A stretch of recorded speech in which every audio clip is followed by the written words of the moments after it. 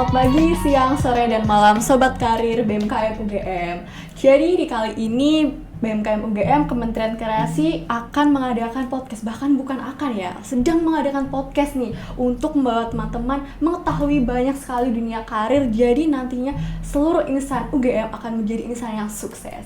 So di episode kali ini kita memiliki tema When My Job Doesn't Match My Aesthetic. Dan kita kedatangan tamu yang luar biasa banget nih, yaitu Kak Ajeng Mentari Solestika. Boleh sapa dulu teman-teman karirnya Kak Ajeng? Halo teman-teman karir, perkenalkan nama aku Ajeng Mentari Solestika dan aku adalah owner dari Sada and Down. Ya, jadi Sada and Down ini adalah brand tas yang eksklusif dan keren banget. Bahkan aku lihat di IG-nya udah sampai ke mancanegara ya Kak. Bener banget nggak Kak? Iya, bener banget. Nah, kerennya lagi Kak Ajeng ini adalah lulusan dari Fakultas Teknik UGM, prodinya di Perencanaan Wilayah dan Tata Kota ya Kak. Iya. Ya, jadi mungkin Kak Ajeng boleh share nih, kenapa sih Kak Ajeng ini mendirikan brand Sada and Down ini? Oke, untuk latar belakangnya itu pertama kali di semester 2 ya. Karena aku ngerasa tuh di pasar itu tuh belum ada tas yang bisa buat kuliah, tapi bisa juga buat main dengan harga yang affordable. Jadi kalau kita biasa lihat di pasaran tuh tas buat kuliah beda sama tas buat main gitu. Jadi nggak ada brand yang mewadahi kedua aktivitas tersebut di dalam tasnya. Jadi akhirnya muncullah ide buat bikin brand Sada and Down gitu. Oke. Mungkin boleh diceritakan motivasinya juga nih Kak. Mungkin kan Kakak dari Fakultas Teknik ya Kak, yang mungkin kalau aku lihat jenjang karirnya tuh bakal jadi perencana wilayah kota gitu. Tapi bisa memilih untuk bener-bener nge-building secara fokus Sada and Down itu kenapa nih Kak? Sebenarnya awal itu iseng ya, karena kan kayak ya udah nih daripada kita nggak ngapa-ngapain di kuliah gitu, maksudnya selain organisasi dan yang sebagainya, aku ngerasa kayak kayaknya kita perlu bisnis nih biar punya uang tambahan juga, biar kita bisa beli barang-barang atau kita bisa bayar kuliah bahkan. Iya bener banget tuh. Jadi sebenarnya dari latar belakang itu akhirnya muncul kepikiran kayaknya mau bikin bisnis, kemudian dikerucutkan kembali bisnis apa kayak gitu, kemudian kita riset, akhirnya ketemu nih, ya udah kita bisnis tas gitu. Nah dari situ akhirnya sebenarnya karena iseng ya, karena coba-coba, kemudian akhirnya melihat ada potensi pasar di situ, terus akhirnya kita seriuskan gitu. Oke. Jadi teman-teman nih mungkin yang katanya tadi mau nambah uang saku gitu ya Kak. Makanya motivasi Kak Ajeng tuh dari situ. Tapi gimana nih Kak tanggapan dari orang-orang sekitar gitu waktu Kakak bikin bisnis Sada and Down itu? Kalau orang sekitar, misal orang tua kayak gitu, tentu aja support ya. Kalau teman-teman kuliah juga support aja. Sebenarnya juga dosen itu juga tahu, karena kan lama-lama brandnya besar dan akhirnya dikenal. Nah kemudian akhirnya dari situ dosen juga tahu, ternyata Ajeng punya bisnis ini di bagian ini. Nah itu malah pada support, dan misal kayak ada dari PWK ada acara yang membutuhkan tas, nah itu malah bisa order ke aku gitu. Jadi malah suportif sih untuk lingkungan. Oke. Mungkin buat kedepannya nih Kakak bakal benar-benar fokus di Sada and Down atau kayak mau jadi konsultan perencana wilayah kota juga atau gimana tuh Kak? Itu sebenarnya masih belum tahu ya. Cuma karena yang di depan mata ini ya udah dikerjakan ini dulu. Nanti misal bisnisnya sudah bisa autopilot atau bisa ditinggal, akhirnya mungkin nanti buka bisnis yang lain atau bahkan nanti melanjutin PWK atau S2 bahkan. Jadi kita belum tahu gitu. Oke. Nah, anak teknik nih Kak, itu kan kayak identik banget nih sama laprak, segala praktikum yang sibuk banget. Tapi Kakak bahkan dari semester 2 itu udah bangun bisnis. Itu gimana sih Kak cara nge-handle semua itu gitu? Kalau di PWK itu sebenarnya nggak ada praktikum. Jadi di PWK itu lebih ada yang namanya studio. Itu kayak praktikumnya untuk anak arsitektur dan PWK gitu. Nah untuk bagi waktunya sebenarnya lebih ke prioritas sih. Jadi memang karena ada waktu yang dikorbankan untuk bisnis, berarti waktu yang buat main dikurangi atau waktu yang buat ini dikurangin gitu. Tapi sebenarnya menurutku tetap bisa-bisa aja sih kalau emang mau gitu. Oke. Dan mungkin tantangan saat mengelola kayak waktu itu pastinya ada kan Kak gitu. Nah itu gimana cara Kakak ngehadapin itu? Karena kan kayak mungkin sering kayak overwhelming atau kayak aduh aku sibuk banget gitu Kak. Sebenarnya pernah dulu ada di masa-masa, karena kan dari awal keluar kemudian kita launch produk itu awal-awal tuh pernah boom banget. Nah itu ketika itu tuh belum ada kru buat packing, jadi aku packing sendiri kan. Sedangkan itu bisa 100 sampai 200 paket sehari. Nah itu kan lumayan apa ya, capek. Sedangkan kita juga ada kuliah dan aktivitas yang lain kayak gitu. Nah ketika masa-masa itu ya aku cuma berpikir aja, kalau memang kamu gak bisa ngadepin ini, ya kenapa start gitu loh, kenapa start bisnis gitu. Ini kan pilihan kamu, jadi ya kamu yang harus ngadepin gitu aja sih kalau. Oke, berarti kayak memotivasi diri sendiri gitu ya. Kayak ini aku yang memilih, so aku harus bisa ngadepin ini gitu. Iya, tapi karena lebih ke happy aja sih ngejalaninnya. Menurut aku semua hal yang kalau misal kalian happy ngejalaninnya apapun itu, meskipun capek, itu tetap bisa dilakuin gitu loh, daripada pekerjaan yang kamu nggak happy nih, kamu nggak enjoy, tapi diminta buat ngerjain. Nah itu kamu mau badanmu sefit apa, itu tuh kayaknya berat gitu ngejalaninnya gitu. Oke, jadi sebenarnya so far misal kakak beda jurusan sama apa yang sedang kakak lakuin sekarang itu bukan suatu penghalang gitu ya, Iya, kak, betul, buat betul. sukses gitu. Oke, terus pastinya dalam bangun bisnis itu kan ada jatuh bangunnya nih kak. Mungkin bisa kasih motivasi gitu buat teman-teman kalau misalkan kita sedang memulai sesuatu atau kayak ingin mencapai sesuatu, pastinya kan ada jatuh bangunnya. Mungkin bisa share gitu kak ke teman-teman. Kalau bisnis itu yang namanya bangun bisnis tuh pasti nggak ini ya, nggak di atas terus. Karena kan kalau aku cerita dulu 1 bulan pertama kita orderan cuma 30 pieces, cuma nanti bulan kedua, bulan ketiga itu alhamdulillahnya berkembang dan rame kayak gitu. Iya. Nah cuma sekarang memang karena tekstil ini lagi turun, nah itu memang lagi turun ya. Jadi memang penjualannya nggak sebagus tahun lalu. Cuma dengan tekstil yang turun dan penjualan yang turun ini kan kita tetap harus membayar karyawan. Operasional juga tetap kita harus bayar kan. Nah, kalau menurut aku yang tetap diingat lagi sih di awal bahwa usaha itu tentu aja nggak bisa di atas terus, karena pasti kita ada kondisi di bawah. Kalau kamu mau stabil terus ya jangan jadi usaha gitu, terus jadi karyawan gitu. Oke, sekarang udah punya berapa karyawan nih kak? Kalau sekarang kita ada 5 tim sih. Ada 5 tim, wow itu berarti udah banyak ya kak itu 5 tim. Maksudnya kayak masing-masing tim itu ada berapa orang gitu? Enggak, cuma 5 orang aja kita oke, sekarang. oke. Nah, aku baca nih kak, itu kan udah sampai ke luar negeri. Itu gimana sih cara kakak melebarkan sayap sampai overseas gitu? Sebenarnya lebih ke media sih, Media, karena sekarang tuh apa ya, kayak penjualan tuh kan online ya di mana-mana. Jadi aku lebih ke karena pengen juga memang cita-citanya ini Sada and Down ini bisa go internasional ya. Jadi kita memang cari konsumer dari luar negeri juga kayak gitu.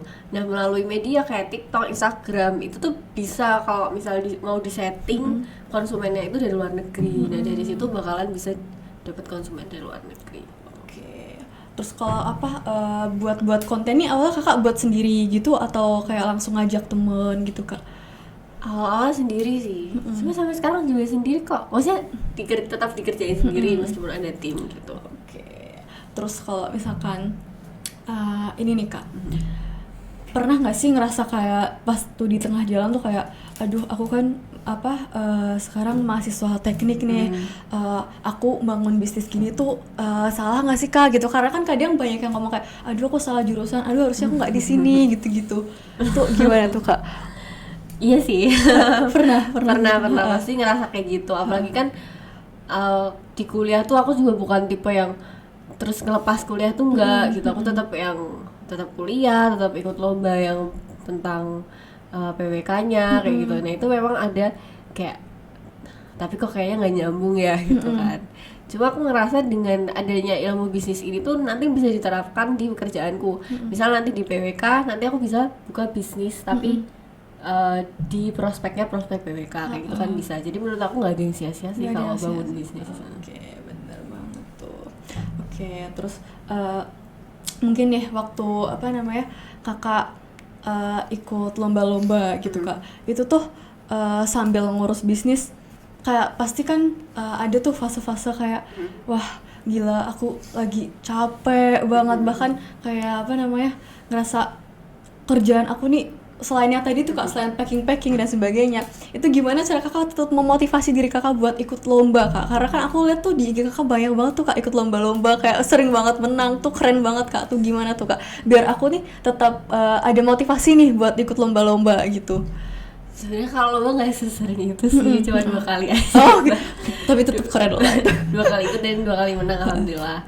Nah, kenapa bisa bisnis dan sekaligus lomba? Itu karena ketika lomba, bisnisnya itu udah bisa dikerjain sama orang lain kayak gitu. Jadi kita delegasi, misal yang harus dikerjain tiap hari itu packing kayak gitu. Oh, berarti kita ambil kru packing kayak gitu. Akhirnya hal-hal yang bisa dikerjakan secara mobile kayak misal ya kayak balesin chat lah misal, atau upload konten, itu kan bisa dikerjakan dari mana aja gitu loh. Nah itu bisa aku kerjain. Sedangkan kalau misal yang harus tiap hari yang kayak packing, kemudian operasional, cek kualitas produk dan sebagainya, nah itu ada yang ngerjain sendiri. Jadi kita tetap bisa bisnis, lomba juga tetap jalan gitu. Oke, mungkin nih kak, kalau feedback nih dari konsumen gitu, pernah nggak kak kayak konsumennya yang kayak ngomong, kamu kan jurusan teknik nih, kenapa sih bangun bisnis gitu-gitu? Pernah nggak kak ada momen-momen denger kayak gitu?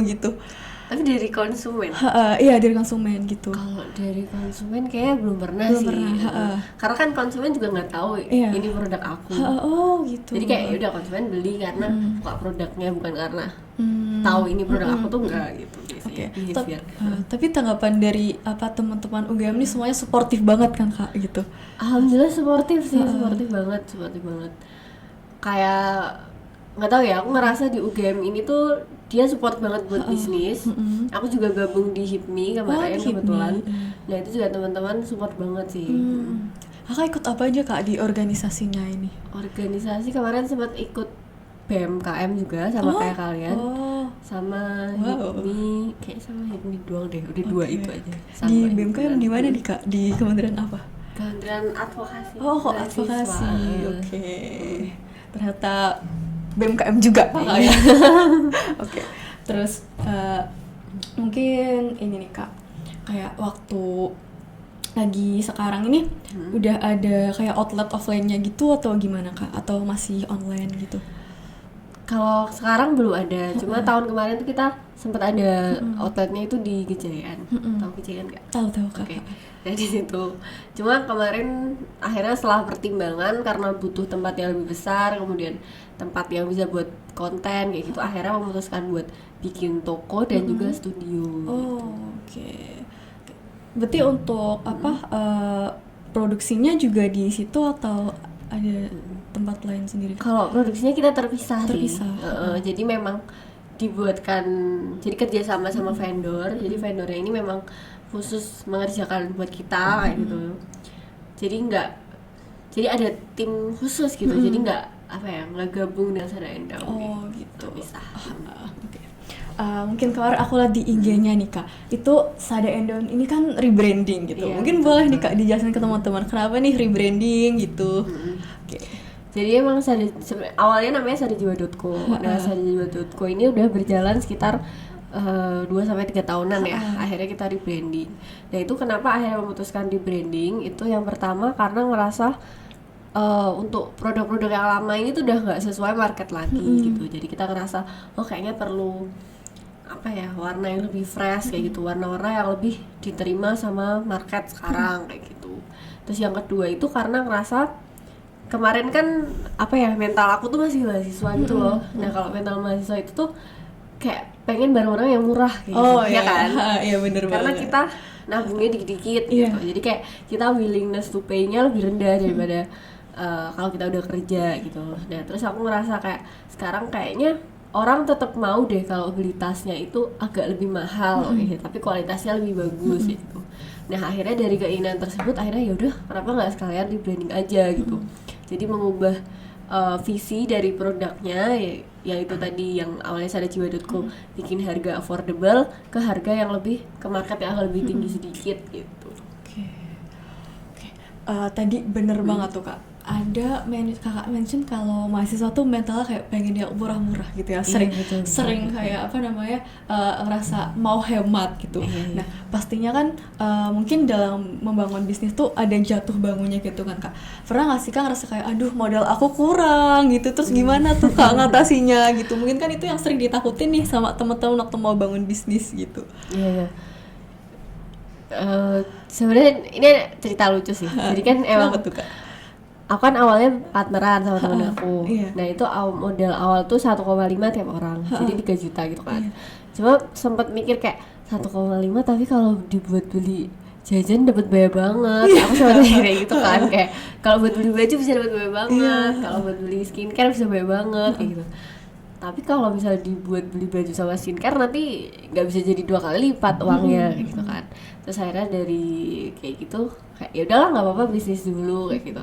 Karena kalau bisnis fashion kan apa ya, itemnya itu bakalan selalu ada gitu yang nggak basi gitu loh. Kalau makanan kan basi, jadi kayak bakal dibuang gitu. Kalau misalnya kita jualan fashion atau barang itu kan kalau misalnya nggak laku kita bisa kadoin aja nanti gitu. Kemarin mikirnya kayak gitu di awal. Oke. Jadi ya udah nggak apa-apa. Oke, kayaknya kakak juga tertarik nih kak sama fashion. Pengen nggak melebarkan sayap gitu ke apa clothes gitu atau celana gitu kak? Kalau baju kayak gitu tuh kayaknya terlalu banyak deh gitu. Oke. Aku ngerasa itu kayak red ocean banget. Red ocean tuh dimana kita apa ya, udah terlalu banyak nih yang beli gitu. Aku ngerasa kayak gitu sih kalau baju. Jadi sementara belum. Tapi memang kakak tuh dari kecil banget udah tertarik sama bisnis atau baru waktu kuliah itu kak?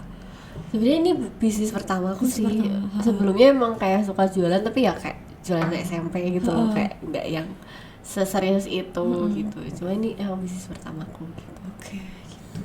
Berarti awalnya itu memang tertarik buat masuk di teknik gitu. Tapi Iya, waktu betul. menjalani kayak kenapa nggak nyoba-nyoba gitu? Sebenarnya pengennya tuh masuk arsitektur dulu. Cuma nggak keterima. Gak apa-apa kak, aku juga tadinya mau manajemen cuma gak keterima. Oke. Terus akhirnya ya udah, akhirnya masuk PWK. Dan di PWK ini ngerasa kok kayaknya waktuku masih sisa ya gitu. Terus akhirnya udah deh bisnis aja gitu. Oke, gitu. Mungkin kalau waktu di apa kita cerita tentang perkuliahan nih kak. Boleh. Mungkin boleh. Oke, jadi waktu di PWK itu ada nggak sih kayak apa rasa aduh kok susah ya gitu. Terus apa ya itu mungkin tadi akhirnya kakak aduh bisnis aku gimana gitu. Itu gimana kak, pernah nggak kayak gitu waktu di PWK-nya gitu? Kuliahnya susah gitu. Kalau kuliah susah Enggak. susah sih lumayan. Nggak terlalu susah, Nggak sebenarnya, terlalu. standar aja sih. Cuma emang di beberapa matkul tuh aku ngerasa lemah kayak gitu. Tapi kalau sampai mengganggu bisnis enggak sih. Malah bisnisnya yang mengganggu kuliah gitu. Oh gitu. Oke. Lebih ke bisnisnya kayak ngambil waktu-waktu kuliah kayak gitu, nyuri-nyuri. Jadi kayak misalnya di antara kelas yang satu sama kelas yang lain aku ngedit postingan kayak gitu. Jadi lebih kayak gitu sih. Gitu. Jadi kalau misalkan nih buat apa namanya mahasiswa-mahasiswa yang mungkin kayak waktunya tuh udah cukup padat gitu kak. Tapi buat kakak sendiri tuh tetap gak sih kayak misalkan merekomendasikan kalau memang mau bangun bisnis ya bangun aja gitu, atau ada nasihat-nasihat gitu mungkin kak? Kalau akunya udah full gitu ya. Nah itu fullnya buat apa dulu? Mungkin kayak dia nih apa udah lumayan full tuh buat kuliah organisasi gitu, tapi dia ngerasa nih kayak pendapatan aku tuh buat kuliah kayak kurang gitu. Itu gimana kak? Kalau aku ngerasa ini sih, dulu tuh aku organisasi, tapi organisasinya emang kalau semester awal tuh himpunan doang, belum ikut BEM sama HIPMI. Nah mungkin buat teman-teman yang ngerasa terlalu sibuk ikut kegiatan sana sini tuh mungkin perlu dikhususkan lagi. Aku ikut organisasi, aku ikut ini tuh ada manfaatnya nggak buat aku? Kalau memang dia di sana ikut organisasi tapi ngerjain hal-hal yang menurut dia nggak mengembangkan diri dia, ini nggak usah. Kalau kayak gitu. Jadi misal aku ikut join nih apa ya, misal kepanitiaan ini, oh ternyata di kepanitiaan ini tuh cuma ngelakuin hal-hal yang cuma bikin aku capek gitu loh, dan aku nggak diajarin aja tuh udah bisa gitu loh ngejalaninnya. Nah itu menurut aku nggak usah sih. Oke, jadi kayak klasifikasikan dulu ya kira-kira kayak ini tuh kegiatannya udah apa develop aku banget atau enggak gitu, dan memang kalau misalkan ternyata nggak terlalu dan kalian ada keinginan untuk buka bisnis gitu, itu mungkin bisa dikurangi gitu kak. Nah mungkin kan kakak nih bisnis kan dari semester 1 nih kak, sampai sekarang udah lulus gitu, ada nggak sih kak perbedaan dalam diri kakak nih yang kakak kerasa banget kayak oh karena bisnis nih aku sekarang jadi orang yang mungkin kayak lebih terorganisir, kayak sangat lebih berkembang dari sebelumnya, mungkin bisa diceritain gitu kak. Oh iya. Tadi semester 2 Ya, semester 3. Semester 3. Oh iya. Emang berubah banyak.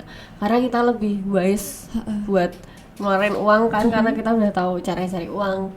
Kemudian juga lebih mandiri sih aku rasanya, karena kan akhirnya kan bisnis aku berkembang. Nah, dengan bisnis aku berkembang tuh aku udah nggak menerima uang buat bayar kuliah, nggak menerima uang buat hidup bulanan, itu udah nggak nerima gitu, karena udah berkembang gitu. Karena ya ngapain gitu kan. Nah dari situ aku ngerasa emang bisnis ini tuh bikin mental kita tuh apa ya, nggak gampang menyerah gitu.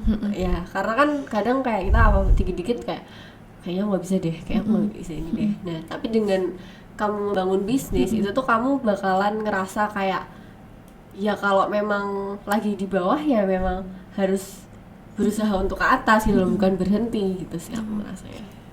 Oke. Buat ikut pameran nih kan aku lihat Sada Endon udah beberapa kali ikut kayak pameran gitu ya kak. Atau waktu itu yang di postingan kakak tuh apa tuh kak? Gimana ya? Yang kakak jadi pembicara di UMKM hebat atau apa tuh kak? Oh ada iya, tuh di di postingan UMKM kakak. hebat, di UMKM. Itu untuk kakak bisa sampai di titik itu tuh berapa lama kak, kayak sampai kakak jadi diundang sana sini gitu? Sebenarnya karena bisnisnya itu grow di awalnya itu cepet banget. Oh iya. Nah itu kayak 8 bulan mungkin itu aku udah alhamdulillah udah diundang gitu jadi pembicara. Itu expect nggak kak waktu itu secepat itu gitu? Nggak expect sih di awal, karena kan iseng ya bikin bisnisnya. Cuma lebih ke kayak aku rasanya kayak emang aku selalu pantas ya kalau ngomong kayak gitu, aku lebih kayak gitu sih. Aku ngerasa kayak ilmunya masih dikit banget, kayak belum pas gitu kalau ngasih wes jangan kayak gitu sebenarnya. Rasa insecure gitu ya kak? Kayak insecure sih. Beda oke. Lebih kayak takutnya orang yang menerima ilmunya tuh malah bingung gitu aku rasanya. Karena aku aja masih belajar gitu, aku rasa kayak gitu. Terus gimana tuh kak cara kakak ngadepin itu waktu merasa seperti itu? Kan harus jadi pembicara tuh ya, harus jadi pembicara tapi kayak ngerasa aduh takut yang terima materi aku nih nggak mudah gitu. Aku lebih ke kayak lihat tujuan dari programnya itu sih. Kalau aku lihat misal tujuannya nggak terlalu, aku masih bisa dan aku ngerasa kayak oh ini sesuai sama bisnis aku nih buat materinya hari ini, ya aku nggak apa-apa ambil. Cuma kadang kalau misal emang materinya ini yang di luar terlalu jauh gitu, kayak aku belum ngerti, kayak misal kayak bisnis digital tapi aku belum ngerti, ya aku ambil gitu. Kayak ke bisnis digital. Dulu waktu pertama kakak launch brand brand Sada Endon itu memang lebih fokus ke bisnis digitalnya kan kak itu? Ya, atau ada tips-tips tersendiri nggak tuh kak biar bisa ibaratnya kayak dapat engagement gitu-gitu di TikTok atau Reels gitu? Kalau dulu itu tuh alhamdulillah karena kontennya ini belum dulu tuh belum banyak yang jual tas gitu loh. Dan konten-kontennya ini memang yang bikin eye-catching sih kalau saya jiwa itu. Kayak bikin orang tuh sekali lihat kayak pengen beli kayak gitu. Nah dengan konten-konten seperti itu tuh namanya wow factor. Jadi kayak ketika kamu lihat kontennya tuh kayak kamu ngerasa wow nih sama barangnya kayak gitu. Nah dari dulu tuh kita pakai strategi kayak gitu. Cuma sebenarnya beda-beda strategi tiap konten kreator atau bisnis. Cuma kalau kita pakai itu. Terus sekarang kan udah marak juga tuh kak bisnis digital. Cara kakak nih menghadapi pesaing-pesaing gitu, itu tuh gimana tuh biar Sada Endon-nya tetap di atas gitu, tuh gimana tuh kak? Nggak di atas banget ya. Cuma mungkin lebih ke bertahan kali ya. Iya bertahan. Sada Endon bertahan. Sebenarnya karena kita percaya sama produk kita. Yang pertama itu karena kalau kamu nggak percaya sama produknya, kamu jualan produk tapi kayak kamu kayak ragu-ragu nih sama produkmu, dan itu nggak bakal laku gitu. Jadi kamu memang harus percaya sama produkmu, kualitasnya bagus, harganya oke, affordable, kualitas yang diberikan sesuai sama barangnya, itu ya kenapa enggak gitu loh. Mungkin dari situ sih aku ngerasanya kayak pede aja sama barangmu, kemudian pasarkan aja kayak gitu, kamu tahu marketnya, kemudian cara pemasarannya kayak gimana, otomatis harusnya bisa laku sih. Tapi pernah nggak Kak ngalamin fase kayak barang aku nih nggak laku gitu, terus gimana cara aku biar ini bisa laku lagi ya gitu? Nah ini sebenarnya sedang aku lakuin di rebranding ini, karena aku ngerasa barang-barang yang kemarin ini tuh udah lama gitu ya, kayak udah out of the trend gitu istilahnya.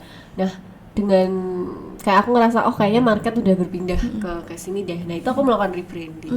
Dan itu salah satu caranya gimana biar biar Sada Endang tetap eksisten di penjualannya. Oke, gitu. Ini baru rebranding pertama Kak atau sebelumnya pernah? Ini baru rebranding. Baru rebranding. Oke, gitu.